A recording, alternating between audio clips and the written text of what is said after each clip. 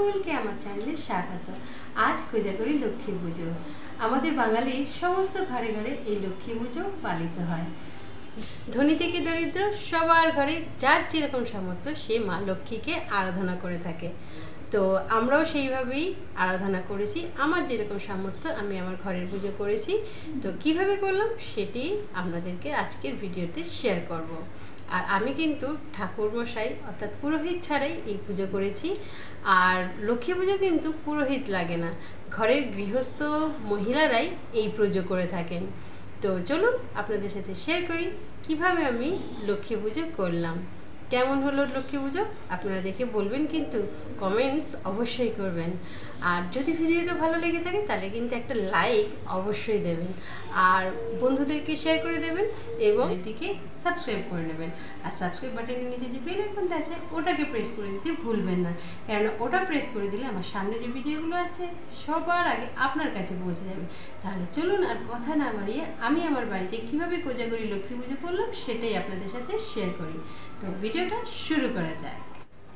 তো সকাল সকালই আমার স্নান হয়ে গেছে আজকে, এবং স্নান করে ঠাকুরের সমস্ত বাসন মেজে এবার আমার যে ছোট্ট বাগান রয়েছে সেখানে অনেক জবা ফুল আছে, নানা রকমের ফুল আছে, সেগুলো আমি তুলে নেব, কেননা ওগুলো আমি মায়ের পায়ে অর্পণ করতে চাই।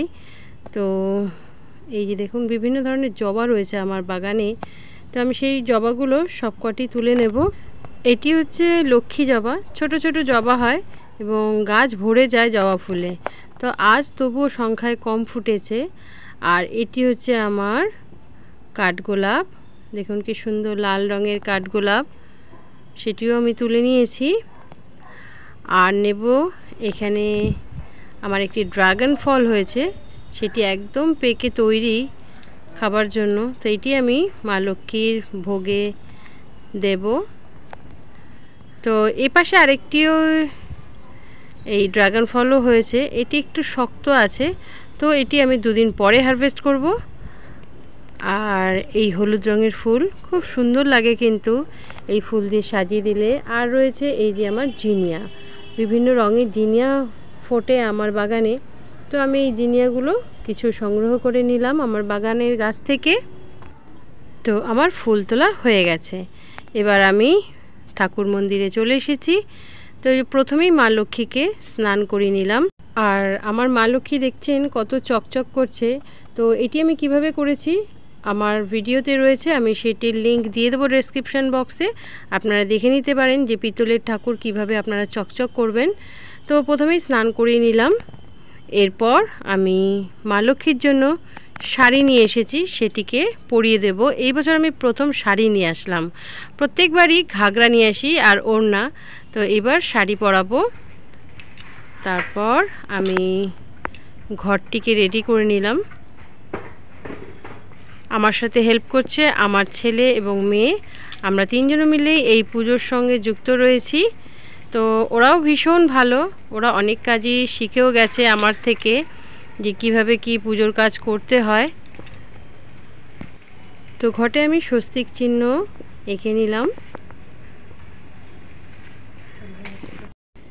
এরপর আমি মা লক্ষ্মীকে মালা ফুল দিয়ে সাজিয়ে সিংহাসনে বসিয়ে দিয়েছি, এবং এখন আমি মা লক্ষ্মীকে আমার যা যা ভালো লেগেছে আমি যা এনেছি, 5 রকমের সন্দেশ, নানা রকমের মোয়া, যেমন চিড়ের মোয়া, মুড়ির মোয়া, খইয়ের মোয়া, তিলের মোয়া, নারকেল নাড়ু, এগুলো সব কিছু দিয়েছি, শুকনো প্রসাদ। আর তার সাথে রয়েছে নৈবেদ্য, আর এটি তো দিতেই হয়। আর বিভিন্ন রকমের ফল কেটে দিয়েছি, শসা, আপেল, লেবু, কিউই ফল, ড্রাগন ফ্রুট, আখ, নাশপাতি, তালের আটির যে ফোপড়াটা হয় সেটা দিয়েছি। আর এছাড়া এখানে দিয়েছি কিছু মোয়া, খই মুরগি ইত্যাদি সব। তো এগুলো দিয়ে এখন মাকে আমি দুপুরের প্রসাদ ভোগ দিলাম। আজ কোজাগরী লক্ষ্মী পুজো, কিন্তু আমাদের ঘরে নারায়ণও আছেন, ওই জন্য মা লক্ষ্মী এবং নারায়ণকে একসাথে যে মূর্তি রয়েছে সেটিকেও আমরা পুজো করেছি, এবং নারায়ণের জন্য সিন্নি ভোগও দিয়েছি। এরপর আমরা তিনজনে মিলে অঞ্জলি দিয়েছি মায়ের, এবং তারপর আমার ছেলে মাকে আরতি করছে পঞ্চপ্রদীপ দিয়ে। তো এবছর পূর্ণিমা শনিবার রাত 3:41 লেগেছে এবং ছাড়বে হচ্ছে রবিবার রাত 2:41। তো তার মধ্যেই পুজো সেরে নিতে হবে। তো অনেক টাইম রয়েছে, সারা দিনই পূর্ণিমা রয়েছে, যখন খুশি আপনারা পুজো করতে পারেন। আর বন্ধুরা, আপনারা তো সবাই জানেন লক্ষ্মী পুজোতে কিন্তু কাশি ঘণ্টা এগুলো কিছুই লাগেন না, কেননা এগুলোতে মা লক্ষ্মী অসন্তুষ্ট হন। তো শঙ্খ আর উলুধ্বনিটাই এই পুজোতে লাগে। তো আরতি করা হয়ে গেছে এবং আগুনের তাপ আমরা সবাই নিয়ে নিলাম। এটি নেওয়া অত্যন্ত ভালো, আমরা ছোটোর থেকেই নিয়ে থাকি। আরতি করার পর তাপ শরীরে নেওয়া। এই যে আমাদের ঠাকুরমশাই, ছোট্ট ঠাকুরমশাই, আমার ছেলে অর্চিষ্মান। তো বন্ধুরা, এবেলার মতন অর্থাৎ দুপুরের ভোগ দেওয়ার আগে যে পুজো সেটা সম্পন্ন করা হলো। এরপর আবার ভোগ রান্না করে তারপর আবার ঠাকুর ঘরে আমি আসব। তার আগে আমাকে বাড়ির যে আর 5 জন লোক আছে তাদেরকে খেতে দিতে হবে। সব কিছু সেরে আবার গা হাত পা ধুয়ে তারপর আমাকে ভোগে বসতে হবে। তো বন্ধুরা, এখন আমি নিচ্ছি বিরতি আপনাদের কাছ থেকে, তারপর আবার ফিরে আসব যে ভোগের সাথে কি কি করলাম। তো আপনারা এই ভিডিওটি কন্টিনিউ শেষ পর্যন্ত দেখতে থাকুন, নিশ্চয়ই ভালো লাগবে। আর এখনের মতো আমি মায়ের কাছে নিয়ে নিচ্ছি একটু পারমিশন যে ভোগ রান্না করার জন্য এবং সকলকে খেতে দেব তার জন্য। তো মা ততক্ষণ এই ভোগ গ্রহণ করুন, আমি চললাম নিচে। আবার ফিরে আসছি ভোগ রান্না করার পর সন্ধেবেলা।